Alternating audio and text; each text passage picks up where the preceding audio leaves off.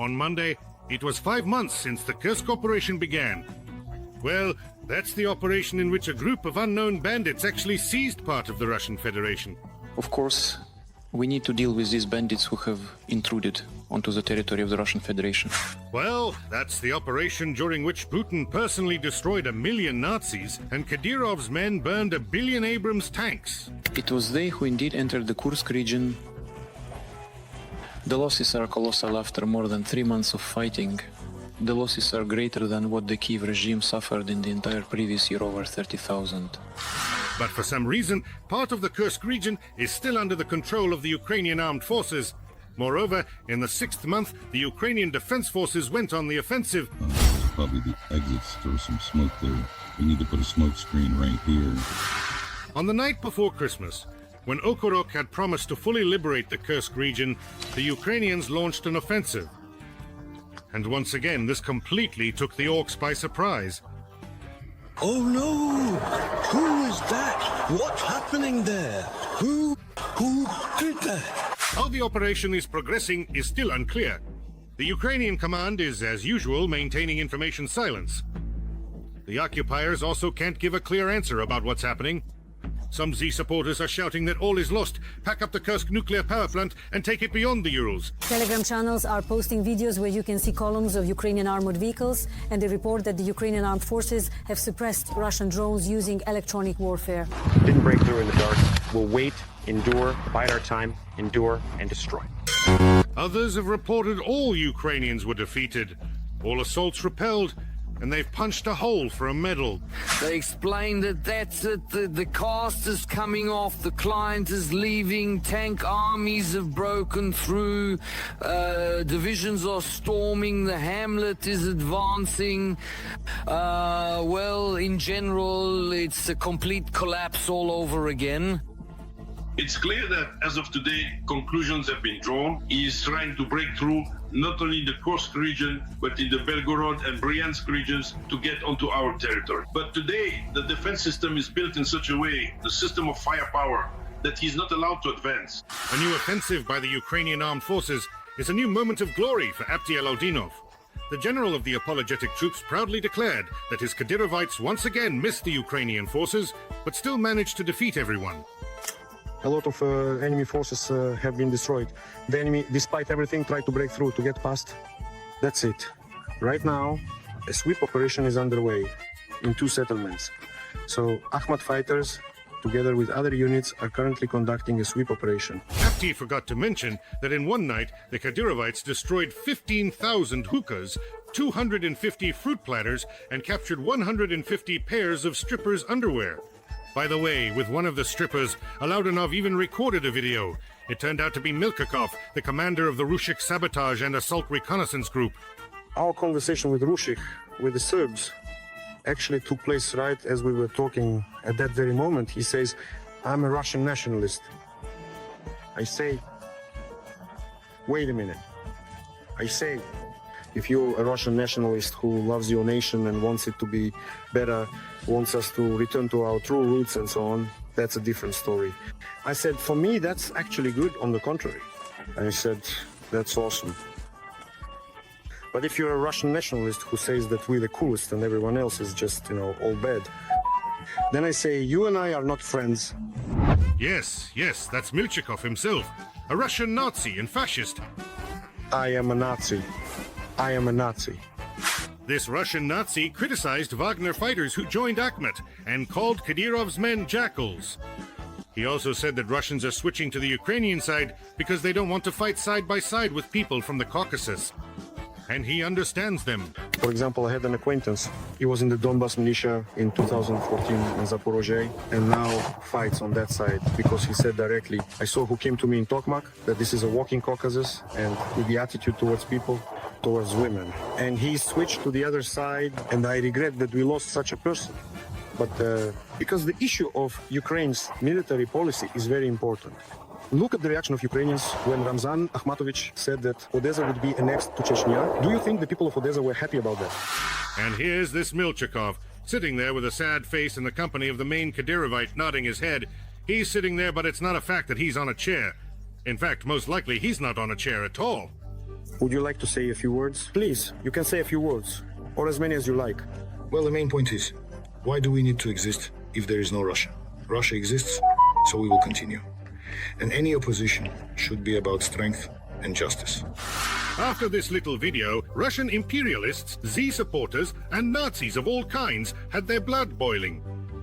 A woman of rather low social responsibility, that was perhaps the mildest thing Milchikov was called on Christmas Eve.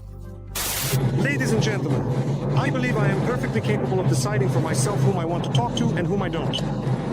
I have never abandoned my principles, never claimed not to be who I am. So it's my personal business whom to pass things to, whom to talk to, whom to communicate with.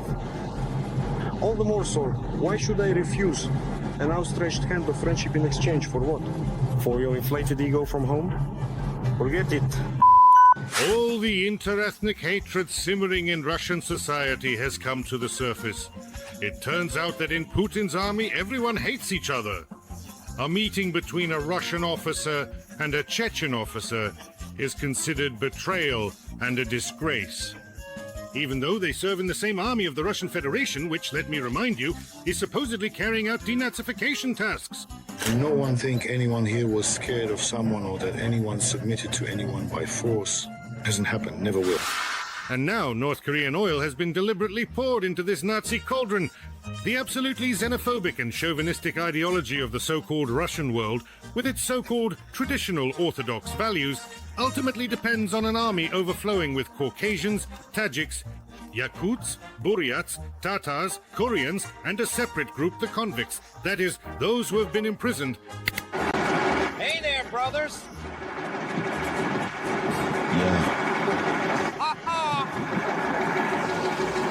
Hello, Cheetah! Hello, Ulan Ude, Cheetah, Yaznogorsk, Ogan!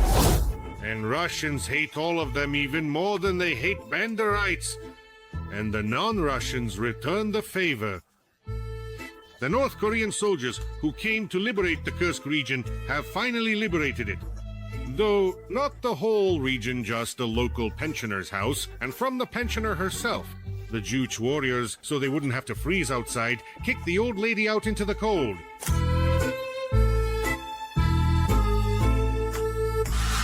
The North Koreans are acting like occupiers in the Kursk region. Only Kim knows what they're doing to the locals there. On the other hand, they're not doing anything that the Russian army doesn't do, looting and terrorizing the local population. We also ask that the issue of compensation for damages be considered for property that was looted, stolen, or simply destroyed.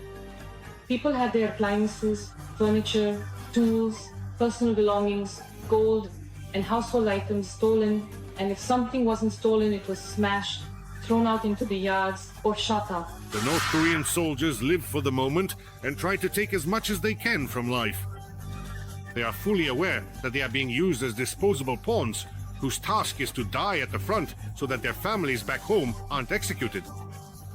Even the Russian Z supporters themselves are shocked at how the North Koreans are being used up. They're sent into assaults without reconnaissance, preparation, or even radios. They just blindly run wherever the commander points his finger. At the time when I am actually there, I honestly don't really know how to do it. Accordingly, this is song in English. Subs by Dima Torsok. The girls are relaxing. In just a few weeks of fighting, the Korean contingent has already lost more than a third of its personnel. It's surprising that it's only a third, considering they have a tactic of using live bait to hunt FPV drones.